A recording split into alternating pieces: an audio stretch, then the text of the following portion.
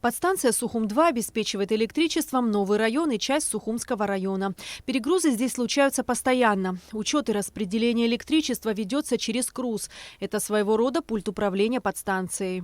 Приходится у нас отключение делать, нам обестачивать из-за перегрузов, чтобы не вышло наше оборудование со строя.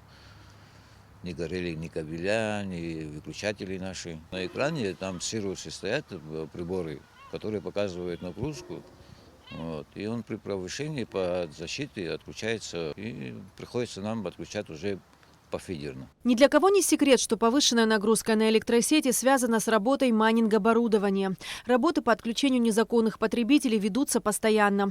Но, по словам специалистов, через некоторое время нагрузки вновь повышаются, так как немало случаев повторного подключения. Кроме того, в холодное время года в домах традиционно возрастает количество работающих электроприборов. Бывает и днем, реже, а особенно вечером. От 6 до 10 вечера, там бывает и до 12 вечера. Холодно, домой люди приходят, включаются, обогреваются, добавляются. На подстанции работают 2 трансформатора по 25 тысяч киловольт, установленных во время реконструкции подстанции в 2014 году.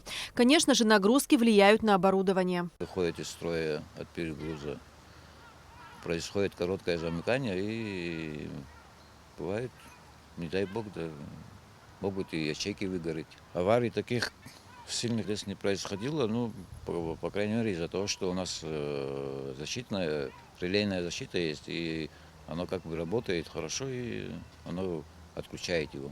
Дежурные электромонтеры круглосуточно работают, которые смотрят за всем оборудованием, сообщают, если что-то такое происходит, сообщают. Приходим и устраняем эти неполадки. Специалисты предполагают, что нагрузки снизятся с приходом устойчивой и теплой погоды. Эсма Гуланзе, Инала Гухава, Абхазское телевидение.